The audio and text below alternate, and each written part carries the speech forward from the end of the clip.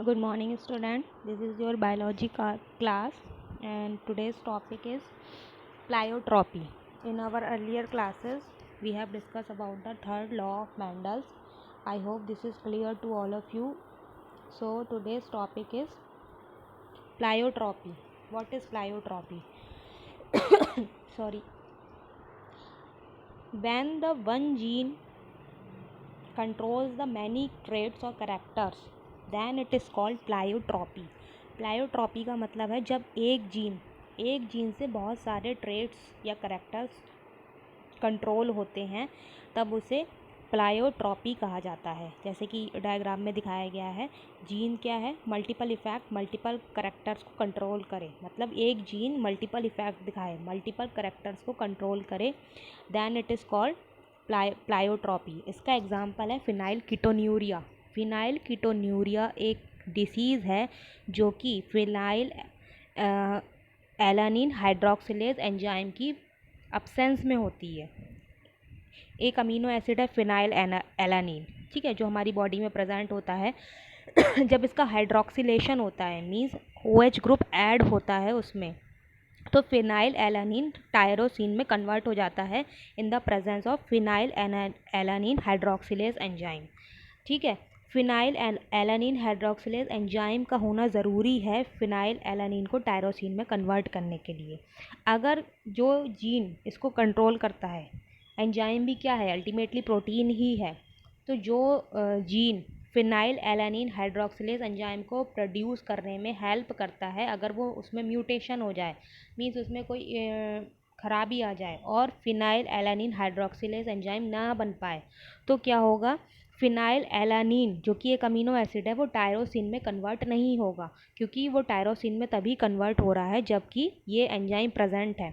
तो क्या होता है, जो टायरोसिन जब बनता है in the presence of this enzyme, tyrosine control करता है स्किन पिगमेंट को, हार्मोन जो है थायरोक्सिन हार्मोन के प्रोडक्शन को, और न्यूरोट्रांसमीटर जो होते हैं एड्रीनलिन, डोपामिन और नॉर एड्रीनलिन, इनको भी ये कंट्रोल करता है। मीन्स एक जीन क्या कर रहा है, मल्टीपल इफेक्ट शो कर रहा है, मल्टीपल कैरेक्टर्स को कंट्रोल कर रहा है। तो क्या होगा, अगर फिनाइल ये एंजाइम ना बने तो फिनाइल एनानिन अमोनो एसिड जो है वो टायरोसिन में कन्वर्ट नहीं होगा। जब टायरोसिन बनेगा नहीं तो क्या होगा, स्किन पिगमेंट का लूज़ हो जाएगा, मीन्स कमी हो जाएगी। मिलेनिन जो है पिगमेंट वो सिक्रीट नहीं होगा, हार्मोन सिक्रीट नहीं होगा, थायरोक्सिन हार्मोन सिक्रीट नहीं होगा, न्यूरोट्रांसमीटर सिक्रीट नहीं होंगी, जिससे कि क्या होगा, फिनाइल एनानिन जो है वो कलेक्ट हो जाएगा बॉडी में। फिनाइल एलानिन अगर कलेक्ट हो जाता है तो हेलो,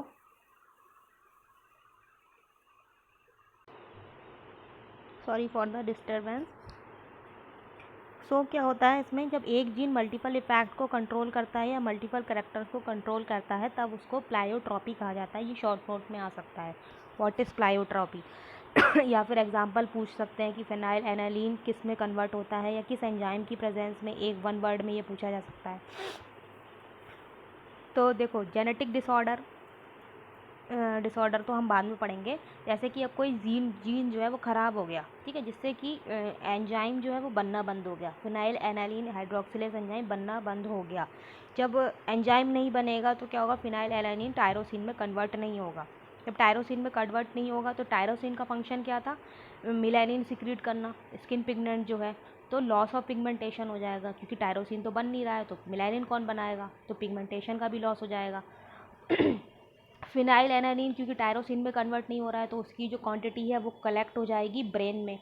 फिनाइल एलानिन जो है वो ब्रेन में डिपॉजिट हो जाता है, जिससे कि मेंटल रिटार्डेशन हो जाती है। This disease is known as phenylketonuria. इसी डिसीज़ को फिनाइल कीटोन्यूरिया कहते हैं, जिसमें कि फिनाइल एलानिन हमारे ब्रेन में डिपॉजिट हो जाता है, क्योंकि एंजाइम की कमी हो जाती है, जिससे कि फिनाइल एलानिन टायरोसिन में कन्वर्ट हो नहीं पाता है। ठीक है, इसको कहते हैं प्लायोट्रॉपी। प्लायोट्रॉपी क्या है, जब एक जीन बहुत सारे करेक्टर्स को कंट्रोल करता है, उससे देखो क्या क्या हो रहा है, एंजाइम नहीं बनना है तो पिगमेंटेशन लॉस हो रहा है, ठीक है, थायरोक्सिन हार्मोन नहीं बनना है, डोपामाइन नहीं बनना है, तो ये सब करेक्टर्स आ रहे हैं। मतलब एक एक जीन से बहुत सारे करेक्टर्स कंट्रोल हो रहे हैं। एक जीन खराब हो गया तो समझो इतने सारे करेक्टर्स पे इफेक्ट पड़ गया, then it is called pleiotropy. I hope this is clear to all of you. Now comes upon the polygenic inheritance. What is polygenic inheritance? अब यहाँ पे क्या है, उल्टा है. वहाँ पे क्या था, एक जीन बहुत सारे करेक्टर्स को कंट्रोल कर रहा था. पॉलीजीनिक का मतलब क्या, पॉली मतलब बहुत सारे, जीन मतलब जीन, जीनिक मतलब जीन, इनहेरिटेंस तो पता ही है तुम लोग को, जब एक चीज़ मतलब एक जनरेशन दूसरी जनरेशन में करेक्टर ट्रांसफ़र होते हैं तो वो इनहेरिटेंस कहलाता है. वेरिएशन, जो कि एक जनरेशन से दूसरी जनरेशन में जो वेरिएशन आते हैं, जो डिफरेंसेस आते हैं, वो वेरिएशन कहलाते हैं. पॉलीजीनिक क्या है, जब बहुत सारे जीन्स एक पर्टिकुलर करेक्टर को कंट्रोल करते हैं, that is called polygenic inheritance. इसका एग्जांपल है स्किन का कलर, हमारा जो स्किन कलर होता है, और हमारी हाइट. ह्यूमन की अगर बात करी जाए तो ह्यूमन का स्किन कलर और ह्यूमन की हाइट जो है पॉलीजीनिक इनहेरिटेंस का एग्जांपल है. क्यों? क्योंकि देखो हम लोग क्या है, ह्यूमन बींग्स में मतलब ब्लैक कलर के भी लोग होते हैं, वाइट कलर के भी होते हैं, अमेरिका वाले वाइट कलर के होते हैं, कुछ बीच के भी होते हैं, ठीक है, मिडल कलर के भी होते हैं, प्योरली ब्लैक भी नहीं होते, प्योरली वाइट भी नहीं होते, गेहुआ कलर होता है, ठीक है. तो इसके लिए क्या है, बहुत सारे जीन जो हैं जब एक करेक्टर को कंट्रोल करते हैं तब इसे पॉलीजीनिक इनहेरिटेंस कहा जाता है. ऐसे ही हाइट की अगर बात करी जाए तो हम ह्यूमन पॉपुलेशन में क्या है, लंबी हाइट वाले लोग भी होते हैं, बहुत लंबे होते हैं, कुछ बहुत छोटे होते हैं, ड्वार्फ होते हैं, बौने होते हैं, कुछ बीच की हाइट के भी होते हैं. तो क्या होता है इसमें, ये इसका पॉलीजीनिक इनहेरिटेंस का एग्जाम्पल है.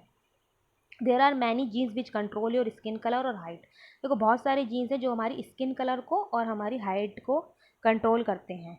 जैसे कि ये मान लो क्रोमोसोम नंबर 10 है, क्रोमोसोम नंबर 15 और क्रोमोसोम नंबर 18, मतलब अलग अलग क्रोमोसोम पर अलग अलग जो जीन्स प्रेजेंट हैं, ठीक है. माना कि क्रोमोसोम नंबर 10 पे capital A small A present है, तो ये भी स्किन कलर को कंट्रोल कर रहा है. क्रोमोसोम नंबर 15 पे जो कैपिटल बी और स्मॉल बी वाला जीन है वो भी स्किन कलर को कंट्रोल कर रहा है, और क्रोमोसोम नंबर 18 पे जो कैपिटल सी और स्मॉल सी है वो भी स्किन कलर को कंट्रोल कर रहा है. उसकी वजह से स्किन का कलर हो रहा है, या जो भी जीन प्रेजेंट है उसके अकॉर्डिंग वो कलर ह्यूमन में आ रहा है. तो यहाँ पे क्या है, बहुत सारे जीन्स एक पर्टिकुलर करेक्टर को कंट्रोल कर रहे हैं. Now this is called polygenic inheritance. वहाँ पे क्या था, प्लायोट्रॉपी में जब एक जीन बहुत सारे करेक्टर्स को कंट्रोल करे तब उसे प्लायोट्रॉपी कर कहते हैं. जैसे कि यहाँ पे देखो, माना कि ए बी सी जो है, capital A capital B capital C, ये और small a small b small c, ये 6 मतलब 6 जीन जो हैं वो करेक्टर स्किन कलर को कंट्रोल करते हैं. तो जब सारे जो जीनोटाइप कैपिटल वाले होंगे तो एक्सट्रीमली डार्क कलर आएगा, पिगमेंटेशन जो है वो बहुत ज़्यादा होगा, मिलानिन बहुत ज़्यादा होगा, तो एक्सट्रीमली डार्क कंडीशन आएगी और बहुत काला इंसान बनेगा. फिर अगर कैपिटल ए स्मॉल ए है और वो दोनों कैपिटल कैपिटल ही हैं तो वेरी डार्क ह्यूमन पॉपुलेशन होगी. फिर अगर एक एक कम करते जाएं, एक कैपिटल ए एक स्मॉल ए, एक कैपिटल बी एक स्मॉल बी, एक कैपिटल सी एक स्मॉल सी, मतलब इसमें दो थर्ड वाले केस में दोनों सी सी हैं कैपिटल, तो डार्क कंडीशन आएगी. इसी तरीके से एक बड़ा एक छोटा, एक बड़ा एक छोटा, तो इंटरमीडिएट स्टेज आ जाएगी, ठीक है, जो बीच का कलर बनता है गेहुआ कलर. तो उससे अगर हम फिर क्या हो, अगर कैपिटल ए की एक की जगह दोनों स्मॉल ए, फिर capital B small B, capital C small C, तो लाइट कलर जितना ज़्यादा रिसेसिव करेक्टर है मतलब वो क्या है, उससे क्या होगा, लाइट कलर आता चला जाएगा. सब छोटे छोटे हो जाएंगे तो बहुत ज़्यादा सफ़ेद लोग बन जाएंगे, एक्सट्रीमली लाइट. तो इस तरीके से ये क्या है, पॉलीजीनिक इनहेरिटेंस. जब बहुत सारे जीन्स एक पर्टिकुलर करेक्टर को, एक पर्टिकुलर ट्रेट को कंट्रोल करते हैं तब उसे पॉलीजीनिक इनहेरिटेंस कहा जाता है. I hope this is two topics are clear to all of you. First is pleiotropy and second is polygenic inheritance. Pleiotropy एक जीन बहुत सारे करेक्टर्स को कंट्रोल करता है, और पॉलीजीनिक में उल्टा है, बहुत सारे जीन एक करेक्टर को कंट्रोल करते हैं. ठीक है, I hope this is clear. So आगे का हम नेक्स्ट वीडियो में देखेंगे, इसमें हम यही दोनों टॉपिक पढ़ेंगे. ओके, फिर बाय, थैंक यू.